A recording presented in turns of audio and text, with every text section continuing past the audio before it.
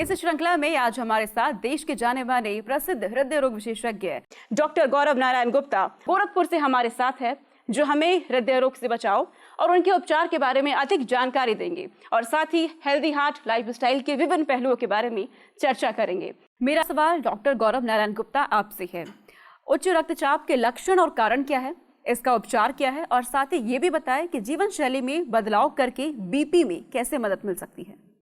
Blood pressure के कारण मुख्य रूप से वेसल्स की थिकनिंग, आर्टेरियल कैल्सिफिकेशन होता है एज के साथ। तो सभी का लगभग ब्लड प्रेशर बढ़ता ही जाता है एज के साथ, और जेनेटिक फैक्टर्स भी रहते हैं, फैमिली हिस्ट्री भी होती है, लाइफस्टाइल रिलेटेड है, अगर एक्सरसाइज कम कर रहे हैं, सॉल्ट इंटेक ज़्यादा है, फ्रेश फ्रूट्स का इंटेक कम है, तब भी ब्लड प्रेशर बढ़ता है।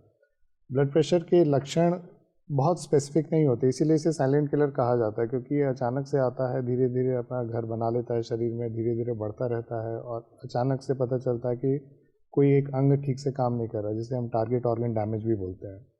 लक्षण कई लोगों को सिर में दर्द, चक्कर, सीने में भारीपन, लेफ्ट या राइट हाथ में भारीपन, चलने में सांस फूलना, झुंझुनाहट होना पैरों में या हाथ में, ये लक्षण हो सकते हैं, लेकिन बहुत स्पेसिफिक नहीं है। ब्लड प्रेशर का जो ट्रीटमेंट होता है उसका फर्स्ट स्टेप या कॉर्नरस्टोन जो होता है वो लाइफस्टाइल मॉडिफिकेशन या जीवन शैली में बदलाव ही होता है।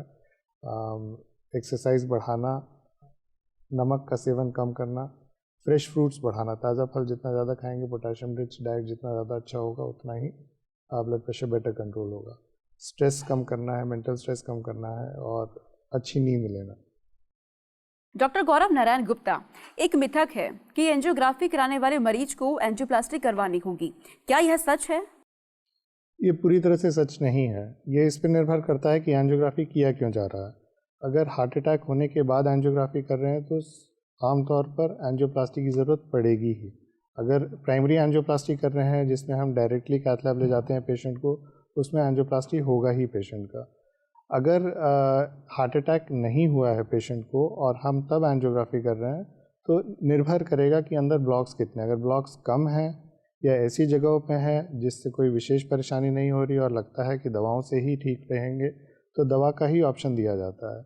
कई बार ऐसा होता है कि ब्लॉक्स बहुत ज़्यादा निकलते हैं या ऐसी जगहों पे होते हैं जहाँ एंजियोप्लास्टी करना मुश्किल है या नहीं हो सकता है, तब बाईपास सर्जरी का विकल्प दिया जाता है। निर्भर करता है कि किस लिए किया जा रहा है और अंदर ब्लॉक्स कैसे निकल रहे हैं। डॉक्टर गौरव नारायण गुप्ता, नींद और हृदय स्वास्थ्य के बीच क्या संबंध है?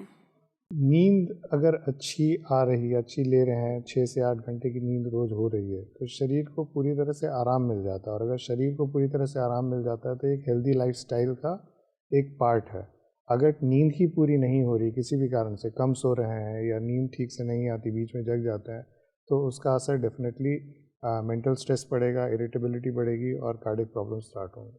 Doctor Gaurav Narayan Gupta, healthy heart lifestyle के बारे में आप हमारे दर्शकों को क्या जानकारी देना चाहेंगे? हृदय रोग से बचाव का सबसे सही और आसान तरीका व्यायाम है। अगर हम नियमित रूप से व्यायाम करते रहेंगे तो भविष्य में होने वाली बहुत सारी परेशानियों से बच सकते हैं।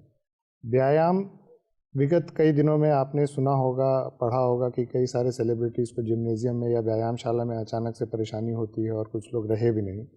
इससे डरना या घबराना नहीं है।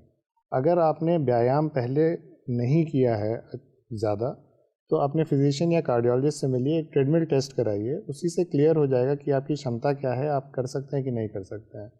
और कोई भी व्यायाम आप तभी उतना ही करेंगे जिससे आप कंफर्टेबल हो, बहुत ज़्यादा परेशानी ना हो। अगर आप व्यायामशाला ज्वाइन करते हैं तो फिज़िकल ट्रेनर को बताएंगे कि हम पहली बार करने आए हैं, तो वो उसी हिसाब से आपका ट्रेनिंग शेड्यूल बनाएंगे और धीरे धीरे उसको अपग्रेड करेंगे, तो परेशानी नहीं होगी। लेकिन इसको बहाना मत बनाइए कि जिम जाने से कई सारे सेलिब्रिटीज़ जो फिट थे, अच्छी जीवन शैली जीते थे, उनको परेशानियां हुई हैं, तो इसलिए हम जिम नहीं जाएंगे या हम व्यायाम नहीं करेंगे, हम घर पे आराम करेंगे। हृदय को कैसे स्वस्थ रखा जाए, ये महत्वपूर्ण जानकारी हमारे दर्शकों के साथ साझा करने के लिए आप सभी डॉक्टर्स का बहुत शुक्रिया, धन्यवाद।